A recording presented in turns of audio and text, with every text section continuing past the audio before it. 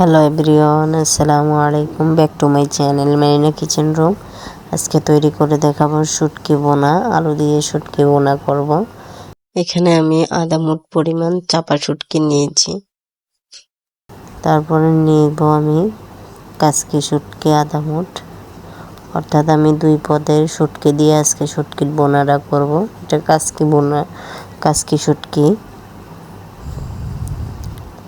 2 পদের শুটকিকে এখন আমি পানি দিয়ে ভিজিয়ে রাখবো আধা ঘন্টার জন্য।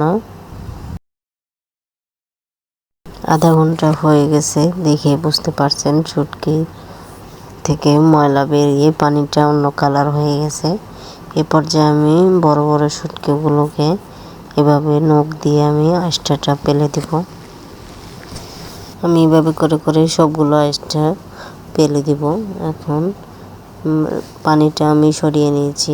বাবুকান আমি কিছু মাথা ফেলে দেব, যেহেতু কাটা কাটা না লাগে। কয়েকটা মাথা আমি ফেলে দিয়েছি, সবগুলো ফেলাইনি, অর্ধেকটা ওপর রেখেছি। তারপর আমি একটা জাপিতে নিয়ে এভাবে করে ঘষে ঘষে ঢলে আমি ধুয়ে নেব, যাতে করে শুটকিতে বালুগুলো আলগা হয়ে যায়। দেখে বুঝতে পারছেন ধোয়ার কারণে অনেকটা চকচক করে ধোয়াটা হয়ে গেছে। এখন শুটকিগুলো রেখে দেব। এদিকে আমি নিয়েছি একটি আলু, এভাবে চিকন চিকন কুচি করে নিয়েছি। একটি ছোট সাইজের আলু নিয়েছি, বড় সাইজের নিয়ে নাই, শুটকির পরিমাণে আর কি নিয়েছি। একটা কড়াই নিয়ে নিলাম, কড়াইতে দিয়ে দিলাম 1 মুঠ পরিমাণ পেঁয়াজ কুচি। আপনারা আরো বাড়িও কমিয়ে দিতে পারেন, ভুনাতে যত পেঁয়াজ দেয় ততটাই মজা। আমি এভাবে করে পেঁয়াজগুলোকে মোট করে এভাবে করে আমি ছড়িয়ে নিয়েছি পেঁয়াজগুলোকে, যেহেতু একটার সাথে একটা লেগেছিল। তারপর আমি দিয়ে দেব রসুন বাটা 2 চামচ, তারপর দিয়ে দেব লবণ 1 চামচ, হলুদ গুঁড়া 1 চামচ। তারপর আমি মরিচ গুঁড়া 3 চামচ।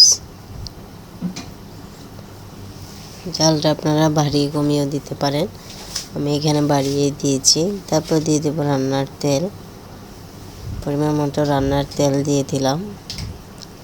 এখন আমি মশলাগুলোকে চুলায় বসিয়ে কিছুক্ষণের জন্য কষিয়ে নেব। এগুলোকে এখন ভালো করে নেড়ে চেড়ে 10 মিনিটের মতো কষিয়ে নেব। যত কষাবেন তত মশলাটা ভালোভাবে ভাজা ভাজা হবে এবং কি ঝালটা কমবে। অনেকে রান্না করলে ঝাল মুখে দেওয়ার আগে ঝাল লাগে, তবে যত মশলা কষাবেন তত ঝালটা নিমিষের মতো থাকবে, তারপরে ঝাল লাগবে, সাথে সাথে ঝাল লাগবে না। পর্যায়ে আমি যে শুটকিগুলো ধুয়ে রেখেছিলাম ওই শুটকিগুলো আমি দিয়ে দিলাম। শুটকিগুলো দিয়ে এখন নেড়ে চেড়ে আবারও 5 মিনিটের মতো কষিয়ে নেব। 5 মিনিট কষিয়ে নিয়েছি। এ পর্যায়ে আমি আবারও নেড়ে ছেড়ে দিলাম। শুটকির গন্ধ যাওয়া পর্যন্ত আমি শুটকিটাকে কষিয়ে নেব।